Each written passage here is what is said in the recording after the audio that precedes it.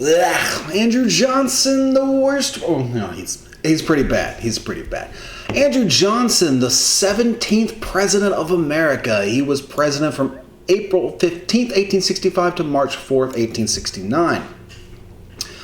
With the assassination of Abraham Lincoln, the presidency fell upon old-fashioned Southern Jacksonian Democrat of pronounced states' rights views. Although thought an honest and honorable man, arrayed against him were the radical Republicans in Congress, brilliantly led and ruthless in their tactics. Johnson was no match for them.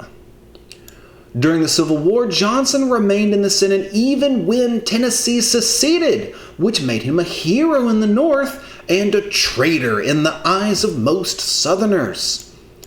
In 1862, President Lincoln appointed him the military governor of Tennessee, and Johnson used the state as an experiment for Reconstruction. He was going to try things out there before actually going to Reconstruction at the end of the Civil War.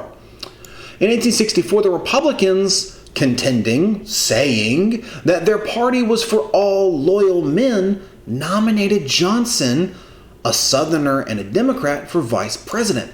Oh, we're not giving him any real power here, right? What we're doing is we are proving that us in the North, we can forgive. And we can show loyalty to those who have showed us loyalty. And since Johnson never left and went back to the South, he stuck around and he's stayed with the Union, we're going to reward him and we're going to use him as proof that we're loyal like that.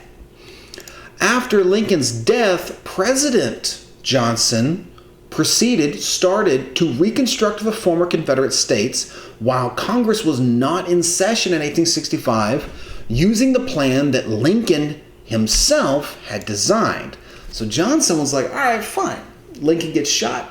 I'm not going to do anything crazy, right? I'm just going to, whatever Lincoln had planned, that's what I'm going to do. He pardoned all who would take an oath of allegiance, which Lincoln had planned to do, but required leaders and men of wealth to obtain special presidential pardons, which he gave out like candy. By the time Congress met in December of 1865, most Southern states were reconstructed and slavery abolished, but the black codes were also starting to appear. You'll read about those later. Radical Republicans in Congress moved vigorously, strongly, to change Johnson's, in reality Lincoln's, program. They gained the support of Northerners who were dismayed. Oh my goodness, what? To see Southerners keeping many pre-war leaders and imposing many pre-war restrictions upon Negroes. The problem was, even though Johnson was just doing what Lincoln had planned, Johnson wasn't Lincoln. Lincoln was Lincoln. He could say stuff and he had kind of earned the right to have people follow him.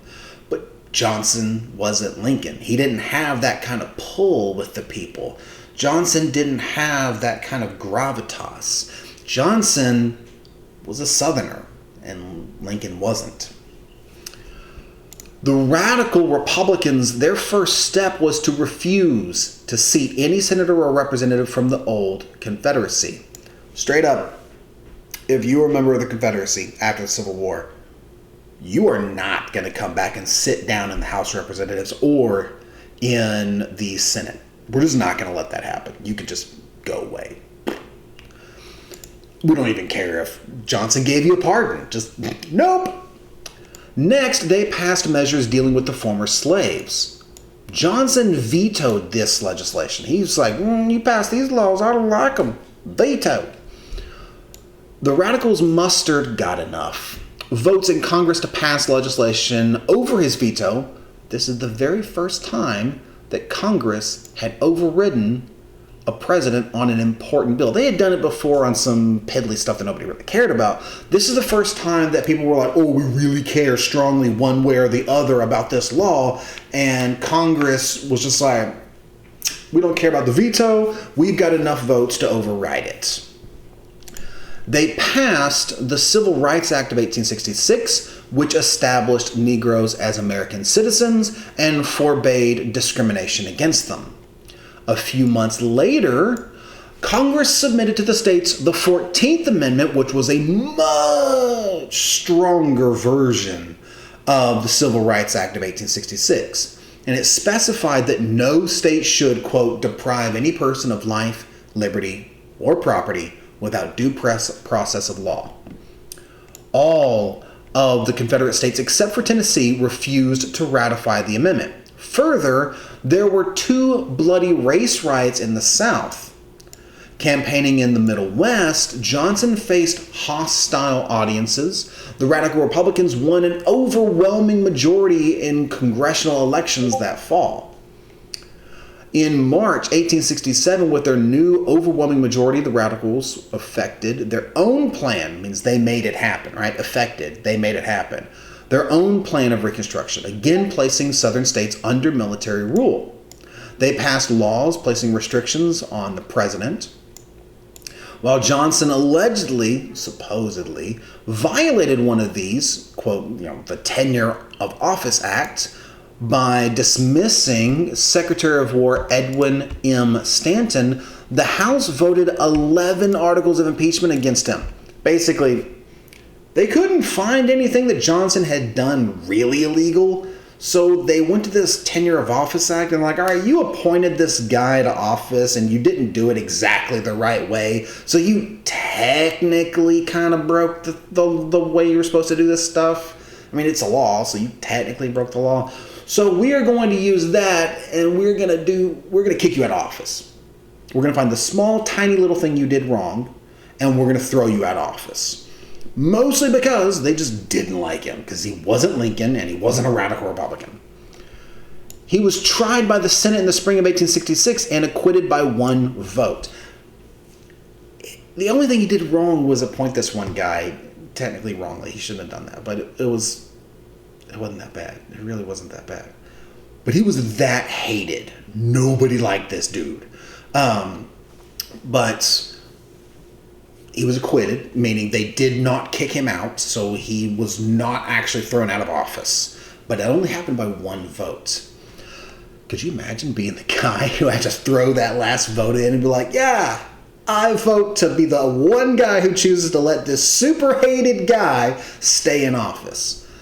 Stanton had been doing everything he could to stop Johnson's Reconstruction plan, so Johnson had fired him.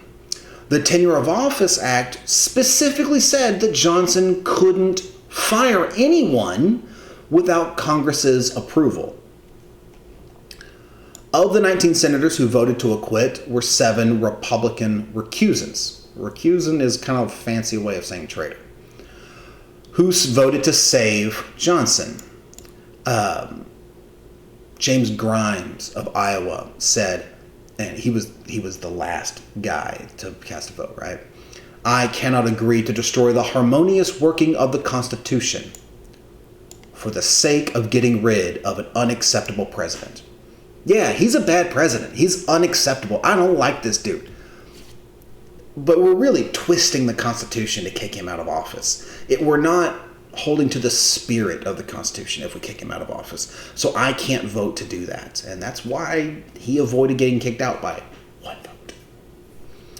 In 1875, Tennessee re-elected Johnson to the Senate, where he died a few months later. In 1926, the Supreme Court later declared that the Tenure of Office Act was invalid, and if the president wants to fire somebody that works for him, the president can fire somebody that works for him. I hope you're learning, and I hope you're having fun.